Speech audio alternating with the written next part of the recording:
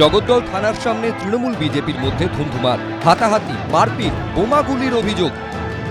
পার্থ ভৌমিকার সোমনাথ শ্যামের ইনস্ট্রাকশনে এইসব ঘটনা ঘটেছে। যিনি পুলিশ অবজারভার তিনি মজদুর ভবনে অর্জুন সিংয়ের সাথে মিটিং করে আমাদের যারা নির্বাচন করবে তাদের প্রত্যেককে অ্যারেস্ট করেছে।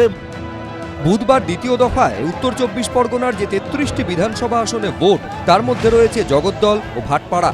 তার আগে রবিবার রাতে এভাবেই জগদ্দল থানার নাকের ডগায় খণ্ডযুদ্ধে জড়ালো তৃণমূল ও বিজেপি। ডক্টর রাজেশ কুমার জগদ্দল থানা এফআইআর করতে গিয়েছিলেন এগেনস্ট মমতা।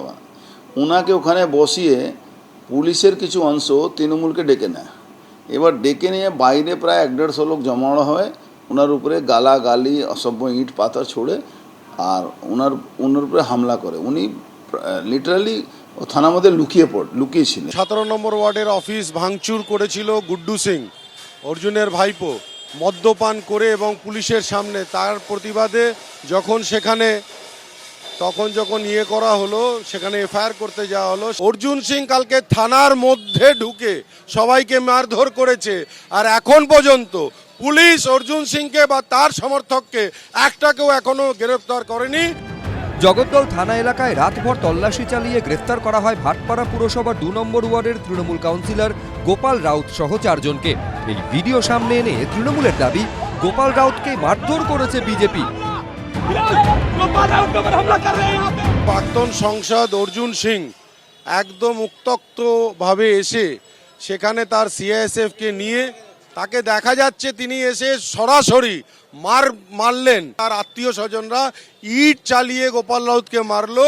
অর্জুনকে ইমিডিয়েট অ্যারেস্ট করতে হবে। এটা থানা নিজে সব পালিয়ে গিয়েছে, আইসি, ডিসিপি, সিপি সব এখান থেকে পালিয়েছে, আর এই গুন্ডাদেরকে এখানে ইনভাইট করে পাঠিয়ে দিয়েছে যারা আমাদের লোকজনের উপরে অ্যাটাক করেছে। কোন সেন্ট্রাল এরা সবকে বার করে দিয়েছে, আমাদের অনেক লোকের উপরে এরা পিটাই করে দিয়েছে, ওদেরকে মেরেছে। পুলিশ এই চটি চাটা পুলিশ এরাই তো এইসব করিয়েছে। পুলিশ ও নির্বাচন কমিশনের ভূমিকায় ক্ষোভ উগরে দিয়েছেন ব্যারাকপুরের তৃণমূল সাংসদ। পুরো বিজেপির দালাল হিসেবে কাজ করছে এই পুলিশ কমিশনার। আমাদের সিইও মনোজ কুমার আগরওয়াল ফোন ধরছে না, এত নির্লজ্জ এরা, বেহায়া। ডক্টর রাজেশ কুমারকে মারার প্ল্যান ছিল আর পবন সিংকে মারার প্ল্যান ছিল। ভাটপাড়া, নোয়াপাড়া প্রায় সারা বছরই রাজনৈতিকভাবে তপ্ত থাকে, আর এখন তো ভোট, তাই কেঁপে উঠছে গোটা এলাকা। সমীরণ পাল, সুকান্ত মুখোপাধ্যায়, আবির দত্ত, এবিপি আনন্দ।